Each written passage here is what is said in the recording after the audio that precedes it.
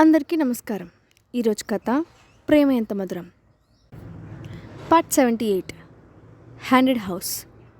ఇక స్టోరీలోకి వెళ్తే, స్నేహ యువన్ ఒకే కలర్ ఒకే డిజైన్లో ఉన్న డ్రెస్ వేసుకోవడంతో యువన్ అక్షయ్ని చూసి, డాడీ నువ్వు కూడా ఇలాంటి షర్ట్ వేసుకోవచ్చు కదా అని అడిగాడు.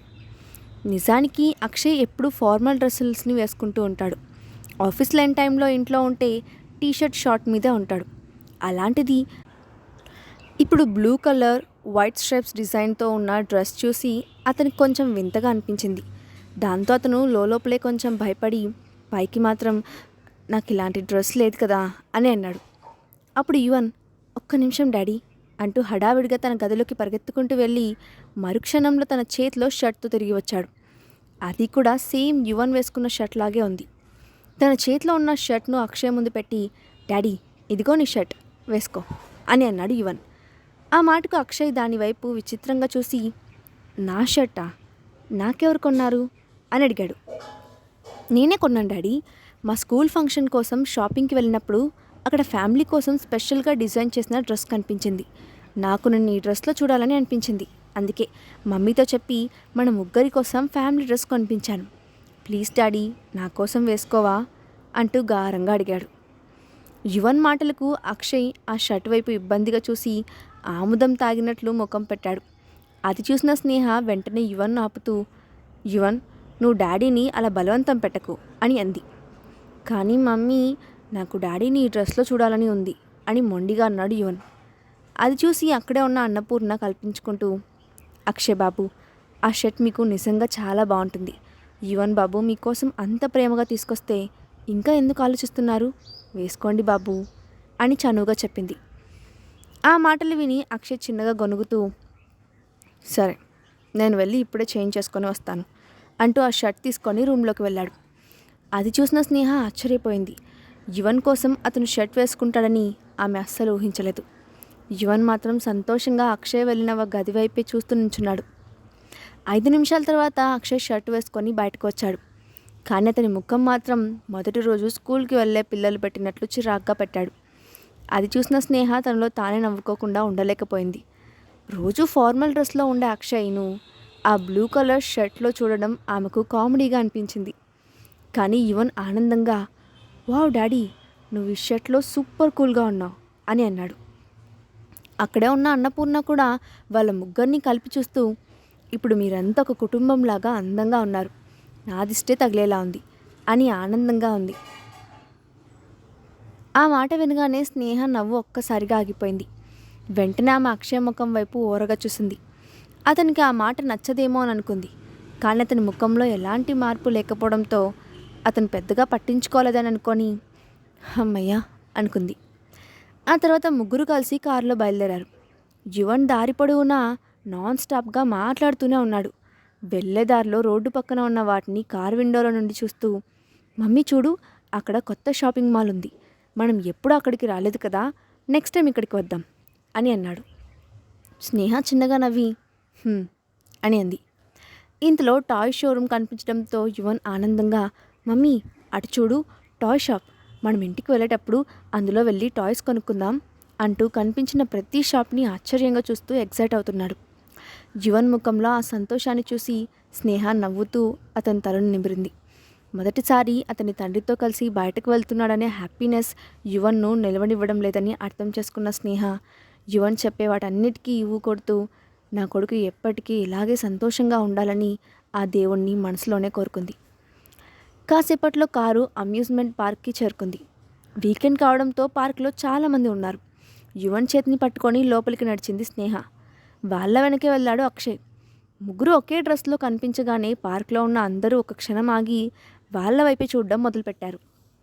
హే అటు చూడు, వాళ్ళు ముగ్గురు ఒక ఫ్యామిలీ అనుకుంటా, అందరూ ఒకే డ్రెస్ వేసుకున్నారు, చాలా వెరైటీగా ఉన్నారు కదా అని అట్టుగా వెళ్తున్న ఎవరో అమ్మాయి తన పక్కనే ఉన్న మరొకరితో అంటున్న మాటలు అక్షయ్తో పాటు స్నేహ చెవిలో కూడా పడ్డాయి.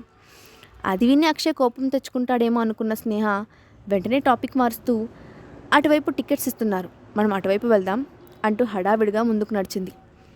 అక్షయ్ ఎప్పుడు అలాంటి పార్కులకి రాకపోవడంతో అతనికి అక్కడ విషయాలేవి పెద్దగా తెలియదు.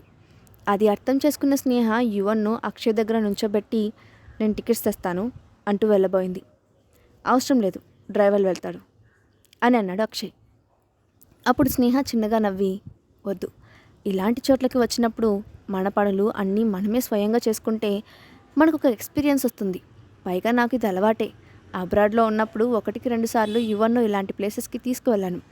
నాకేం ఇబ్బంది లేదు అని చెప్తూనే వెళ్ళి క్యూలో నుంచుంది. ఆమె తన మాట వినకుండా ఏదో ఫిలాసఫీ చెప్పి వెళ్ళడంతో అక్షయ్ విసుగ్గా చూసి, ప్రతిదానికి ఇంత పెద్ద క్లాస్ అవసరమా అని అనుకున్నాడు.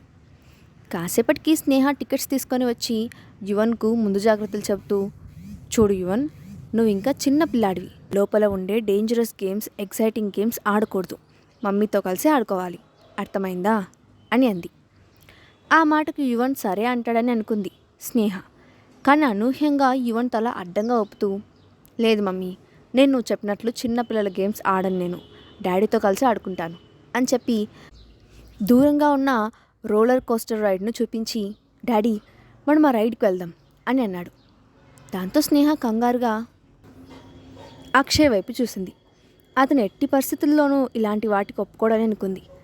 కానీ యువన్ అక్షయ్ చేతిని పట్టుకొని లాగుతూ తన ముఖాన్ని జాలిగా పెట్టి, డాడీ, నేను నీతో కలిసి ఆడుకోవాలనుకుంటున్నాను. నేను ఒక్కడనే వెళ్ళి రోలర్ కోస్టర్ రైడ్ చేయలేను కదా. అందరూ చూడు, వాళ్ళ డాడీలతో వెళ్ళి హ్యాపీగా ఎంజాయ్ చేస్తున్నారు. నువ్వు నా కోసం రావా అంటూ ముద్దుగా బ్రతిమలాడుతున్నట్లుగా అడిగాడు. ఆ మాటలు వినగానే అక్షయ్ మనసు కరిగిపోయింది. దాంతో ఇంకేం మాట్లాడలేక వెంటనే యువన్ను ఎత్తుకొని, సరే మనం ఆడుకోవచ్చు, కానీ ఆ రోలర్ కోస్టర్ రైడ్ నీ ఏజ్ వాళ్ళకి పర్మిషన్ ఉండదు.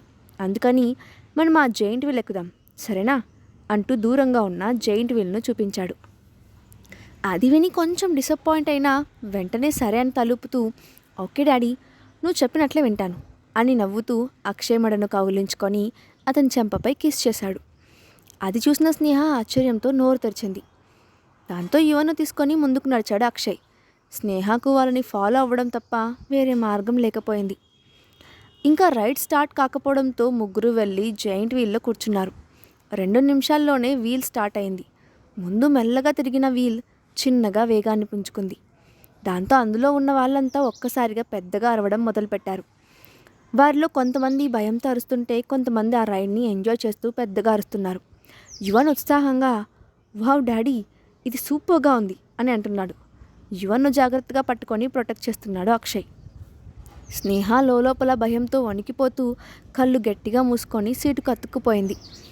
వీల్ పైకి వెళ్ళినప్పుడు ఆ హైట్ నుండి కిందకు చూసిన స్నేహకు కళ్ళు తిరిగినట్లు అనిపించింది. గుండె వేగంగా కొట్టుకుంటూ ఉంది. అయినా భయంతో అరిస్తే అక్షయ్ ఏమనుకుంటాడు అనుకొని లోపల ఉన్న భయాన్ని అదిమిపెట్టి కంట్రోల్ చేసింది. కాసేపటికి రైడ్ ఆగిపోవడంతో హడావిడిగా కిందకు దిగిన స్నేహ పక్కనే ఉన్న ఖాళీ ప్లేస్ వైపు పరిగెత్తి వామిట్ చేసుకోవడం మొదలుపెట్టింది. ఆమెకు తల తిరుగుతున్నట్లు అనిపించడంతో పాటు తన ఒంటిలోని శక్తినంతా ఎవరో లాగేసినట్టు అనిపించింది. వెంటనే అక్షయ్ వాటర్ బాటిల్ తీసుకొని స్నేహకు అందిస్తూ, నువ్వు ఎలా ఉన్నావు అని కంగారుగా అడిగాడు. స్నేహ వాటర్ తాగి ఆ చల్లని నీళ్ళతో ముఖం కడుక్కొని, నేను బాగానే ఉన్నాను అని నీరసంగా సమాధానం చెప్పింది. నీకు హెల్త్ సరిగ్గా ఉండనట్లేదు అనుమానంగా అన్నాడు అక్షయ్. అదేం లేదు, ఆ వీల్ హైట్కి వెళ్ళినప్పుడు కడుపులో తిప్పినట్లు అవుతోంది. ఎంత పెద్ద వాళ్ళకైనా ఒక్కోసారి ఇలాగే అనిపిస్తుంది. ఇదంతా కాసేపటికి సెట్ అయిపోతుంది. నేను ఇక్కడే కూర్చొని రెస్ట్ తీసుకుంటాను, మీ ఇద్దరు వెళ్ళి ఆడుకొని రండి అంటూ పక్కనే ఉన్న బెంచ్పై కూర్చుంది Sneha. Are you sure? Confirm చేసుకోవడం కోసం మళ్ళీ అడిగాడు అక్షయ్. యా ష్యూర్, కాన్ఫిడెంట్గా చెప్పింది స్నేహ. దాంతో అక్షయ్ యువన్ను తీసుకొని అక్కడున్న మిగతా ఆటలు ఆడించడానికి వెళ్ళాడు. వాళ్ళిద్దరూ సరదాగా తిరుగుతూ collisions, parrot boats, disco dance, dragon swing లాంటి రైడ్స్ కూడా ఎంజాయ్ చేశారు. స్నేహ దూరం నుండే వాళ్ళిద్దరిని చూస్తూ సంతోషపడింది. యువన్కి తండ్రి లేని లోటును అక్షయ్ తీరుస్తున్నాడని అనుకుంది. వాళ్ళిద్దరూ పార్కులో తిరుగుతున్నంతసేపు ఒకే డ్రెస్లో ఉన్న వాళ్ళిద్దరిని చూసి అందరూ నిజమైన తండ్రి కొడుకులని అనుకున్నారు. స్నేహ కూడా ఆ దృశ్యం అపురూపంగా అనిపించింది. యువన్ ముఖంలో ఆనందం చూసి, నా కొడుకు ఇంతకు ముందెప్పుడు ఇంత సంతోషంగా లేడు, దీనికి కారణం అక్షయ్ అని అనుకుంది. రైడ్స్ అన్నీ ఆడిన యువన్ కాసేపటికి, డాడీ ఇక రైడ్స్ చాలు, మనం మమ్మీ దగ్గరికి వెళ్దాం అని అడగడంతో అక్షయ్ నవ్వి, యువన్ ఎంత ఎంజాయ్ చేస్తున్నా తన తల్లి పక్కన లేదని ఆలోచిస్తూనే ఉన్నాడు అని అనుకుంటూ, సరే నీ ఇష్టం, వెళ్దాం పద అని అంటూ యువన్ను స్నేహ దగ్గరకు తీసుకువచ్చాడు. వాళ్ళు రాగానే స్నేహ పైకి లేచి, బాగా ఎంజాయ్ చేశారా, ఇక వెళ్దామా అని అడిగింది. అప్పుడేనా, ఇంకా ఆఫ్టర్నూన్ కూడా కాలేదు, నువ్వు ఒక్కదానివే కూర్చున్నావని మేము త్వరగా వెనక్కి వచ్చేసాం అని చెప్పాడు యువన్. ఇంకా ఏం చూడాలి అని అడిగింది స్నేహ. అప్పుడు యువన్ పక్కనే ఉన్న హాంటెడ్ హౌస్ వైపు చూపిస్తూ, మనం హాంటెడ్ హౌస్కి వెళ్దాం మమ్మీ, అది రైట్ కాదు కదా, నీకు వామిట్ అవ్వదు అని చెప్పి, ఓకేనా డాడీ అంటూ అక్షయ్ వైపు చూశాడు. దాంతో స్నేహ హాంటెడ్ హౌస్ వైపు చూసింది. ఆ హౌస్ బయట హారర్ సినిమాల్లో కనిపించే దయ్యాలు, భూతాలు వింత ఆకారాలతో చూడ్డానికే దడ పుట్టించేలా డెకరేట్ చేసి ఉంది. అది చూసిన స్నేహ కంగారుగా, వద్దొద్దు, చిన్నపిల్లలు అలాంటివి చూస్తే భయపడతారు, మనం వెళ్ళొద్దు యువన్ అని చెప్పింది. అప్పుడు యువన్ వెంటనే నుదుటిపై చేత్తో కొట్టుకుంటూ, అబ్బా మమ్మీ, నేను ఇంకా చిన్నపిల్లాన్ని కాదు, నాకేం భయం లేదు, అక్కడ దయ్యాలుగా నటించే వాళ్ళందరూ మనుషులని నాకు తెలుసు, లేదంటే ఏదో ఒక ఆర్టిఫిషియల్ బొమ్మను పెడతారు అంతే కదా, అది తెలిసినప్పుడు మనం ఎందుకు భయపడతాం అంటూ పెద్దవాడిలా సింపుల్గా చెప్పేశాడు. ఆ మాటలు విన్న స్నేహ ఆశ్చర్యంగా చూస్తూ, యువన్, నీకు ఇవన్నీ ఎలా తెలుసు, నువ్వు ఈ మధ్య నా మాట అస్సలు వినడం లేదు, మనం ఆ హౌస్కి వెళ్ళొద్దు, పద వెనక్కి తిరిగి వెళ్దాం అని అంది. అప్పుడు అక్షయ్ చిన్నగా నవ్వుతూ, ఏంటి, లోపలికి వెళ్ళడానికి నువ్వు భయపడుతున్నావా అని అడిగాడు. ఆ మాట వినగానే స్నేహ ఒక క్షణం తడబడి, లేదు, నాకెందుకు భయం, నేను పెద్దదాన్ని, నాకేం భయం లేదు అని ధైర్యం నటిస్తూ చెప్పింది. అది చూసి అక్షయ్ నవ్వుతూ యువన్ వైపు తిరిగి, మీ మమ్మీకి అస్సలు భయం లేదంట, నాకు కూడా భయం లేదు, నువ్వు సూపర్ బ్రేవ్ బాయ్, కాబట్టి మనమందరం హాంటెడ్ హౌస్కి వెళ్ళొచ్చు యువన్, పద వెళ్దాం అంటూ స్నేహకు మాట్లాడే అవకాశం ఇవ్వకుండా యువన్ను తీసుకొని ముందుకు నడిచాడు అక్షయ్. అది చూసి స్నేహ కంగారు పడిపోయింది. ఇప్పుడు తాను భయపడుతున్నానని బయటకు తెలిస్తే అక్షయ్ తనను ఎగతాళి చేస్తాడని అనుకొని లోపలే దేవుణ్ణి ప్రార్థిస్తూ, దేవుడా, ఈ హాంటెడ్ హౌస్ ఎక్కువ భయంకరంగా ఉండకూడదు అని అనుకుంటూ వాళ్ళ వెనకే నడిచింది. హాంటెడ్ హౌస్లోకి ఒకేసారి ఎక్కువ మందిని పంపించకుండా కేవలం 3 ఫ్యామిలీస్ను మాత్రమే లోపలికి పంపిస్తున్నారు. స్నేహ, అక్షయ్, యువన్ మిగతా 2 ఫ్యామిలీస్తో కలిసి లోపలికి వెళ్ళారు. కొంచెం దూరం నడిచిన తర్వాత దారిలో వాళ్ళు గ్రాడ్యువల్గా సపరేట్ అయ్యి చివరకు వాళ్ళ ముగ్గురు మాత్రమే ఒక్కో చోట మిగిలారు. చుట్టూ చీకట్లో హారర్ మ్యూజిక్తో హాంటెడ్ హౌస్ భయానకంగా మారిపోయింది. స్నేహ ఒక్కసారిగా భయంతో పక్కనే ఉన్న అక్షయ్ చేతిని గట్టిగా పట్టుకుంది. ఆమె చేతులు అప్పటికే చెమటతో తడిసిపోయినట్లు అక్షయ్కి అర్థమైంది. ఇంత మొండి ధైర్యవంతురాలైన స్నేహ ఇలా చిన్న చిన్న వాటికి భయపడడం చూస్తుంటే అక్షయ్కి ఫన్నీగా అనిపించింది. వాళ్ళు మరో మలుపు తిరిగేసరికి అక్కడక్కడ బాడీ లేని తలలు, కట్ అయిపోయిన బాడీ పార్ట్స్ కనిపించాయి. వాటిని చూసి స్నేహ పెద్దగా భయపడలేదు. దాంతో ఆమె కొంచెం తేలిగ్గా ఊపిరి పీల్చుకుంటూ, అమ్మయ్య, ఇక్కడ అంత భయంకరంగా ఏం లేదు అని అనుకుంటున్న టైంలో హఠాత్తుగా ఒక భయంకరమైన దెయ్యం మూలలో నుండి స్నేహ ఎదురుగా దూకి పెద్దగా అరిచింది. దాంతో స్నేహ ఆ అని పెద్దగా అరుస్తూ అక్కడే ఉన్న అక్షయ్ను గట్టిగా కౌలించుకుంది. దాంతో అక్షయ్ నవ్వుతూ తన చేతిలో ఉన్న యువన్ వైపు చూసి, యువన్, ఇందాకెవరో నేను చాలా ధైర్యవంతురాలని, అస్సలు భయం లేదని చెప్పారు, మరి ఇప్పుడెందుకు ఇలా అరుస్తున్నారు అని ఎగతాళిగా అడిగాడు. ఆ మాటకు యువన్ తన నోటిపై చేతిని ఉంచుకొని కిలకిల నవ్వాడు.